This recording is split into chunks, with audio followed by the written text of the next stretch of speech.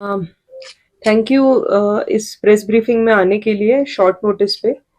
अ, ये press briefing दी जा रही है एक इंसिडेंट के बारे में जिसमें आप सबने सुना भी होगा और जो सोशल मीडिया में भी चल रहा है, जिसमें हमारे दो पुलिस के जवान जो पुलिस स्टेशन लेह में तैनात थे, उन पे रात में अटैक हुआ, उन पे असॉल्ट हुआ कुछ लोगों के द्वारा, एंड जिसके कारण वो बुरी तरह जख्मी हो गए। तो इंसिडेंट ऐसा था कि 23 जुलाई को, कल रात को, तकरीबन 12 से 1 बजे के बीच में ERSS 112 को एक कॉल आता है कि एक केसी रेस्टोरेंट जो कि चांगस्पा रोड पे है, वहाँ पे कुछ लड़के झगड़ा कर रहे हैं और काफी वहाँ पे न्यूसेंस क्रिएट कर रहे हैं। तो जब ये पुलिस को खबर मिलती है, तो क्योंकि ये पुलिस स्टेशन लेह की जुरिस्डिक्शन में आता है, तो वहाँ से हमारे दो पुलिसकर्मी सीनियर ऑफिसर्स हैं, एक सब इंस्पेक्टर मोहम्मद जानी और हेड कांस्टेबल गुलाम रसूल, ये निकलते हैं स्पॉट के लिए। और जब ये स्पॉट पे पहुंचते हैं तो वो देखते हैं कि एक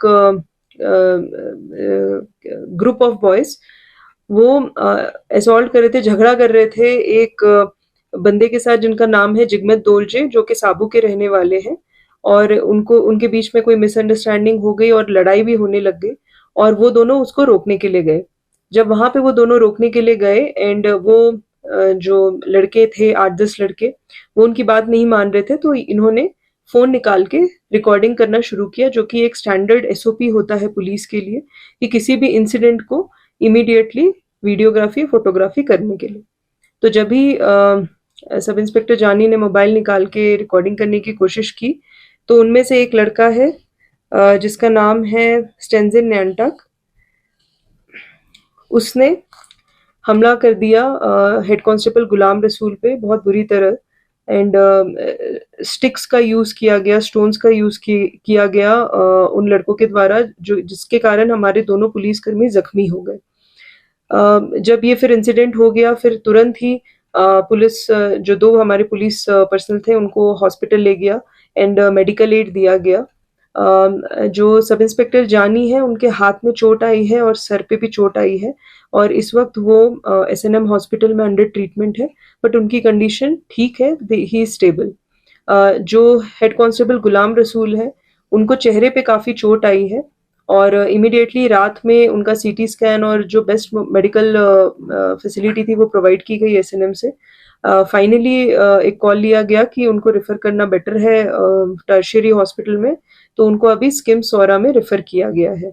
और इन दोनों पुलिसकर्मियों को इनिशियल इलाज के लिए 10,000 रुपीज भी दिए गए हैं इनके परिवारजनों को भी, या इनके अटेंडेंट के साथ, सो दैट जो भी इनिशियल मेडिकल एक्सपेंसेस होंगे वो कवर हो जाएंगे। तो फिलहाल हेड कांस्टेबल गुलाम रसूल भी स्टेबल है, बट चूंकि उनको फेस में चोट आई है, तो उसके लिए उनको टर्शियरी केयर हॉस्पिटल स्किमसौरा रेफर किया गया है। जो अभी तक के इसमें एक्यूज हमें आइडेंटिफाई हुए हैं, उनके नाम है Stanzin Nyangtak, son of Sonam Angduk, resident of Rumbak, और जो कि एट प्रेजेंट कालजांगलिंग में है। Tashi Angdu, son of Stanzin Tharva, resident of Tegar Nubra, but at present he is in Skampari. Stenzin Sangduk, son of Sonam Angdu, resident of Skidmang, at present Chubi. चौथे हैं Stanzin Chospel, son of Tsering Tunduk, resident of Nang. इनको police ने अभी ले लिया है, ही इज इन कस्टडी और पूछताछ जारी है। नेक्स्ट है Stanzin Otsal, son of Kunchuk Sangduk, resident of Basgo, at present Skalzangling. इनकी गाड़ी यूज हुई थी, इनका गाड़ी भी नंबर हमने पता कर लिया है, I10 सिल्वर कलर की है, JK10A1385, जो जिसपे ये रात में बैठ के आए थे और क्राइम करने के बाद ये चले गए। नंबर 6 में है Stanzin Tharduk, son of Sonam Dolje, resident of Khardung. इनको भी अभी PS नुब्रा में बुलाया गया है। ये इन्हीं के गैंग के एक मेंबर है, और इनको ये नॉलेज था कि इन्होंने क्या काम किया है और ये कहाँ पे है। बाकी और दो एक्यूज भी हमने आइडेंटिफाई किए हैं, Rinchen Spalzang, son of Sonam Tashi, resident of Stok, और Stanzin Spalbar, son of Stanzin Norbu, resident of Zanskar. ये भी इसी गैंग के मेंबर्स हैं। अभी तक हमने 8 नाम आइडेंटिफाई किए हैं जो एक ही ग्रुप को बिलोंग करते हैं।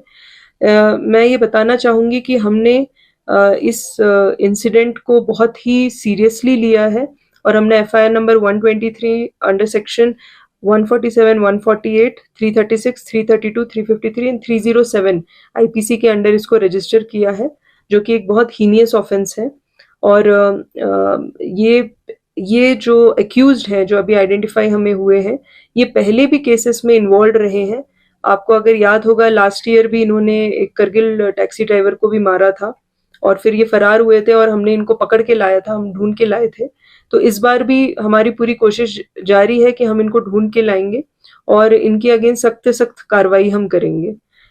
मेरी यही अपील है लोगों से कि कोई भी इंफॉर्मेशन आपको इनके बारे में हो तो आप प्लीज पुलिस के साथ शेयर कीजिए। अगर आपको इंफॉर्मेशन पता है और आप इनको शील्ड कर रहे हैं, ये भी एक कानूनन अपराध होगा और इसके अगेंस्ट जो कार्रवाई करनी होगी वो हमें मजबूरन करनी पड़ेगी। तो ये था मेरी तरफ से। तो जिस तरह से मैम अभी तक इनको पकड़ा है कि अभी जैसा कि अभी मैंने बताया कि सारे ये फरार हैं, भागे हुए हैं। इन सब ने अपने फ़ोन स्विच ऑफ कर दिए हैं और घर पे भी ये आए नहीं हैं कल रात से। लेकिन हमने काफ़ी इसमें एफ़र्ट्स लगाए हैं और हमने काफ़ी टीम्स भी बनाई हैं इनको ढूँढने के लिए। हर तरफ से हम कोशिश जारी रख रहे हैं एंड वी आर होपफुल कि हम इनको जल्द से जल्द अभी कस्टडी में ले लेंगे। टोटल मैम 8 पर्सन आइडेंटिफाई 8 से ज़्यादा भी हैं, हो सकते हैं, बट अभी जो हमें इन्वेस्टिगेशन में हुआ है वो हमने 8 आइडेंटिफाई किए हैं। इन 8 में से और भी लोगों के होने की गुंजाइश हो सकती है। मैम ये सुनने में आया कि पुलिस स्टेशन लेक के सामने ही हुआ है और उस वक्त जो है पुलिस से सुनने में ये भी आ रहा है कि कोई पुलिस वाले इनको शायद बचाने के लिए आए गए तो वो भी डर के फिर भाग गए सब। केसी रेस्टोरेंट जो है वो उसके सामने हुआ है, वो चांगस्पा रोड पे है और जो पुलिस स्टेशन है हमारा अपर तुकचा रोड में है। तो पुलिस स्टेशन के सामने तो ये नहीं हुआ है, लेकिन हाँ पुलिस स्टेशन के जुरिस्डिक्शन में ये जरूर हुआ है। और जैसा कि मैंने बोला कि जब कॉल आई थी तब ये गए थे वहां पे। वहां जाने के बाद ये एक्सपेक्टेड नहीं था कि ये इतना वायलेंटली या brutally they will be assaulting the policeman. और ये हमारे लिए भी बहुत अनफॉर्चुनेट और शॉकिंग इंसिडेंट है जिसको हम बिल्कुल लाइटली नहीं ले रहे। मैम पॉसिबिलिटी क्या है कि वो लद्दाख से बाहर चले गए होंगे जो अक्यूज्ड आप कह रहे हैं? हमें नहीं लगता अभी बाहर गए होंगे, क्योंकि हमने सारे नाकों पे इनका फोटो और डिटेल्स दे दिया है और नाके क्योंकि पुलिस ही मैन कर रही है तो हम कल रात से मॉनिटर कर रहे हैं। बट ये जहां भी रहेंगे हम इनको पकड़ के लेके आएंगे। तो मैम जिस तरह से कहने में आया और परिजनों का भी ये कहना है कि जिस तरह से दोनों को जब हॉस्पिटलाइज हुआ था तब पुलिस की तरफ से कोई वहाँ पे विजिट के लिए नहीं आया था, एसएसपी मैम भी नहीं आए थे, तो उनका ये थोड़ा सा उनके अंदर एक वो है मैम, उसके बारे में आपका क्या कहना? और लोगों के बारे में भी कि कोई इनके अंडर ही हो रहा है लद्दाख पुलिस के अंडर और कोई बड़े ऑफिसर इनको विजिट नहीं करते, तो एक थोड़ी सी। ठीक है, जब ये हादसा हुआ था रात में तो हेड कांस्टेबल गुलाम रसूल की तबीयत खराब थी और सीटी स्कैन की ज़रूरत थी। हमने 4 बजे आर्मी से बात करके उनका सीटी स्कैन अरेंज करवाया, which was more important than I think the visit of the officer. और स्कैन कराने के बाद इनके रिपोर्ट्स भी लिए और हिसाब से गए। चूंकि यहाँ पे सरमन भी चल रहा था तो मैं जब तक कि वहाँ पहुंची उनको रेफर कर दिया गया था।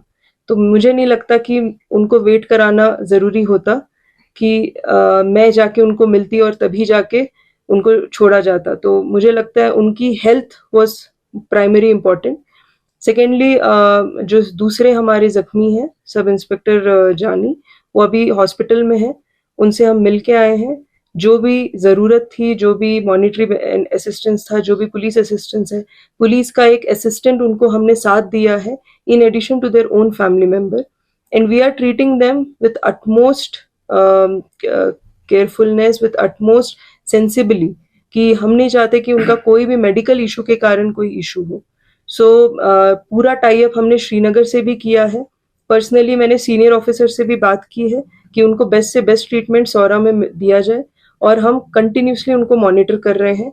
इवन इस वक्त वो जब ऑन वे है स्किम्स के लिए भी, तो भी उनकी एम्बुलेंस को कहीं रुकावट ना हो, वो भी चीज़ हमने इंश्योर की है। We are giving the best possible assistance, need and care from the police side. और मुझे नहीं लगता है कि इसको एक इशू बनाने की ज़रूरत है, क्योंकि इनकी medical health is more important. जिस तरह से मैम पहले यहाँ पे सीआरपीएफ का एक पेट्रोलिंग होता था रात रात में, वो बंद किया गया है हाल ही में, मतलब इतने साल हो गए। तो लोगों का ये भी कहना है कि लोगों भी अभी डर रहे हैं, क्योंकि अगर पुलिस खुद सेफ नहीं है तो पब्लिक भी थोड़ा भी डरे हुए है। और कहना है कि जो पहले पेट्रोलिंग हुआ करते थे रात को सीआरपीएफ के द्वारा, तो उसको क्या दोबारा से रिज्यूम कर सकते हैं। मुझे नहीं पता आपको क्यों लग रहा है सीआरपीएफ की पेट्रोलिंग नहीं हो रही है। सीआरपीएफ की पेट्रोलिंग नाइट में होती है, वो रहती है, इवन अभी भी रहती है। लेकिन ये जैसे कि एक इंटीरियर साइड में हुआ है, ये एक रेस्टोरेंट के पास हुआ है, एक ऐसी जगह हुआ है which is a public place. तो पब्लिक प्लेस में पुलिस का जो पेट्रोलिंग है दैट इज़ देयर। अगर आप ये कह रहे हैं कि पुलिस के होने से झगड़े नहीं होने चाहिए, तो I think that is very difficult to contain. But झगड़े होने के बाद immediate response should be there. And yes, as a deterrence patrolling is being done. हमारे मेन मेन नाकों पे, चौक पे सीआरपीएफ और सिविल पुलिस डिप्लॉयड रहती है। इससे पहले शिशोद में भी काफी सारी चोरियां हुई थी मैम, वहाँ पे भी सुनने में करीबन 8 10 लोगों का जो मतलब होता है गैंग, तो वहाँ पे भी पेट्रोलिंग नहीं होती है रात को, सिर्फ 112 एक्टिव रहते हैं। तो उसके बारे में आपको क्या कहना है मैम, क्योंकि पूरे एरिया में किले से लेकर खारू तक पेट्रोलिंग होना बहुत जरूरत है, लोगों के क्या। देखिए, जितनी हमारी कैपेसिटी है, जितने हमारे रिसोर्सेस हैं, we have utilized it to the fullest. And जो क्राइम डिटेक्ट नहीं हो पा रहा है उस पे हम लगातार काम कर रहे हैं कि हम उसको सॉल्व कर लें। मैम, जो ये इंसिडेंट हुआ उसके बाद पुलिस स्टेशन में कब इन्फॉर्मेशन आया था इसका कि इस तरह से दो पुलिस ऑफिसर जो इंजर्ड हैं, और उसके बाद पुलिस स्टेशन से क्या रिस्पॉन्स था? इमीडिएटली जब पुलिस स्टेशन को ये पता चला तो we went to the restaurant. जो पुलिस स्टेशन की पार्टी थी वो रेस्टोरेंट के पास गई और वहां पे तुरंत ओनर को भी बुलाया गया। एंड उसके बाद we were trying to ascertain the identity of the persons जिन्होंने असॉल्ट किया। चूंकि जो पुलिस के कर्मी थे जिन पे हमला हुआ वो उनको बाय नेम नहीं जानते थे, तो इसीलिए उनके बारे में पता लगाने में हमने पार्टीज निकाली एंड इवेंचुअली हमें सबके बारे में पता चला। मैम, जिस तरह से आपने कहा कि ये पहले भी ये लोग को काफी सारे क्राइम्स में मतलब इनकम में मिलना है, तो इस जो है ये भी जो इंसिडेंट जो है बहुत एक खतरनाक इंसिडेंट हुआ। अब इसके बाद जो कैसा एक्शन लिया जाएगा मैम, इसके बाद क्या थोड़ा जो स्ट्रिक्ट एक्शन इनके अगेंस्ट लिया जाएगा क्या है? इनमें से काफी एक्यूज जो थे, जो ये 2-3 साल पहले भी केसेस में इन्वॉल्व थे, ये मोस्टली जुवेनाइल थे उस टाइम पे। और जुवेनाइल थे तो इसीलिए उन पे सख्त कार्रवाई नहीं होती थी। बट ये वाले सेक्शंस जो हमने लगाए हैं ये एज पर लॉ हैं and these are very heinous crimes, और हम लॉ के अकॉर्डिंगली इनसे डील करेंगे।